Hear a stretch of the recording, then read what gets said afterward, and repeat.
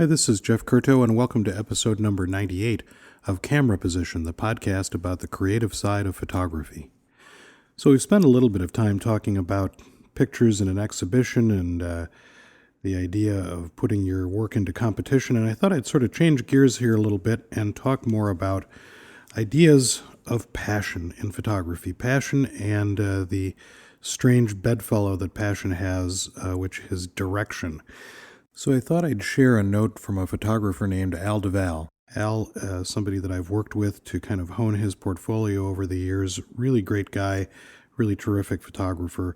And he wrote me a note some time ago, and here's at least a little bit of it. Here's a question for you. It may come off as strange, but what the heck? The older I am, the more direct and straightforward I get. What the hell am I doing, and where is this all going? I don't know where all this photography is taking me. I mean, it's consuming me.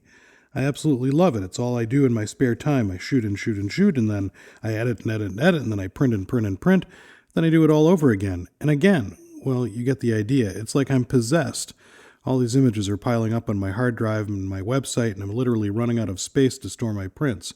But I really don't know what I'm doing or why. Okay, there you go. I know you didn't sign up to be my shrink. Well, that's I love the idea of this passion, right?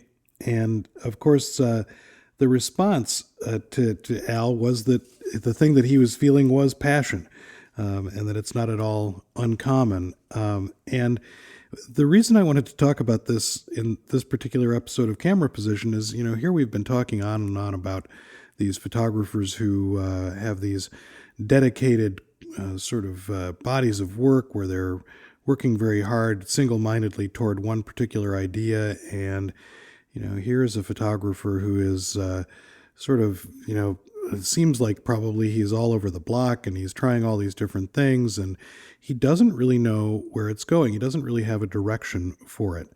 And the thing that I wanted to suggest is that passion is fine. That passion is really what we're all about. And even if the work never sees the light of day, we end up learning from it. And we learn more than just about photography, right? I mean, we learn about ourselves, about our own interaction with the world, about the things that we're interested in and how we're interested in those things and our response to the natural world. Even if photography just means that we get out for a nice walk now and again and take a look at what's around us with a more discerning eye, then photography has accomplished a goal for us. And I actually think, and one of the things that I've thought after teaching photography for a long time, I know that many, many, many of my students are not people who are going to have long or important careers in photography, but what they will have is a different way of looking at the world, a different way of understanding what it is that's around them and how they respond to it.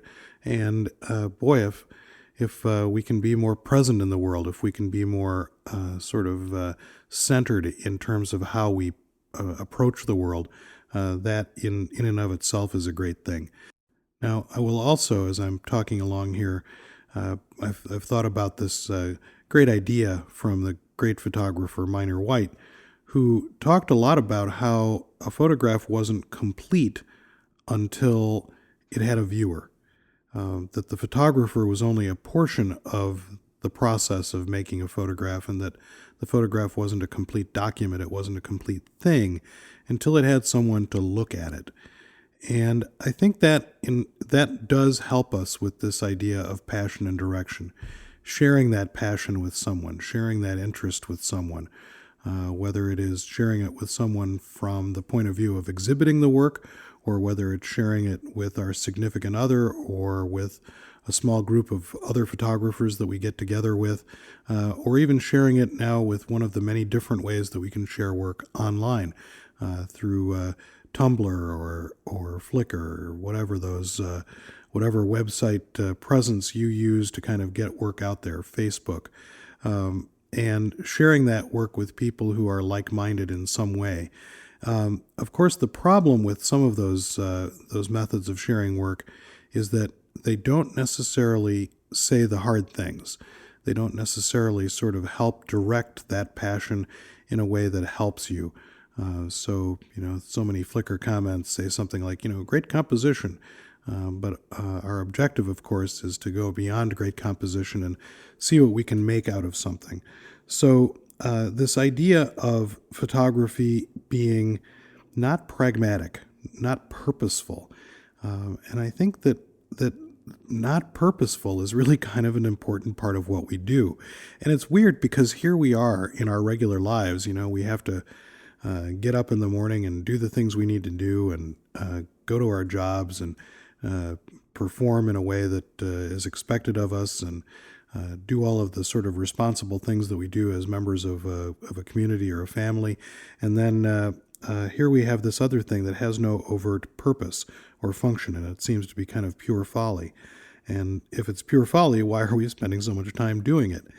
And I think what we have to do is begin to think about ways that we can take that activity that feels like folly and begin to direct it in a way that helps us move forward with that idea. So, if what we do is take that nice little walk and look at our world in a different way, think about ways that we can more purposefully think through the process of looking at our world in a different way. What is it that we see every day that somehow jolts us visually and makes us interested in what it is that it looks like, or how it responds to light, or how it responds differently in the morning than it does in the afternoon? So this idea of passion, but trying to direct that passion in some way, but not losing sight of the fact that the passion is what got us in the place in the first place. So I hope you take a look at Al's website, because I think he's just a great photographer, very inventive, and has a lot of great ideas. And take a look at where his passions have gotten him, publications and exhibitions of various sorts, and really an interesting guy, and taking that passion and moving it forward by directing his passion in certain ways.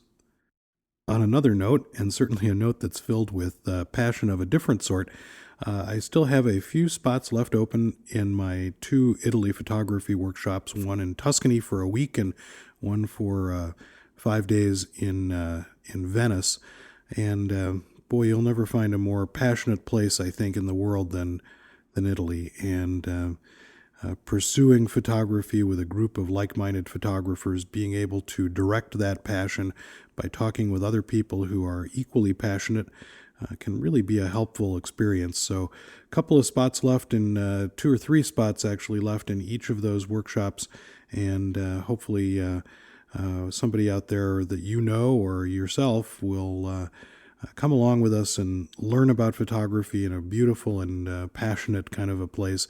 And for more information about those, there will be a link in the Camera Position podcast, and then also a link in the Camera Position app, or just go to photographitaly.com to take a look at all the details about those 2 trips happening in early June of this summer. Thanks again, and we look forward to seeing you on the next episode of Camera Position, the podcast about the creative side of photography.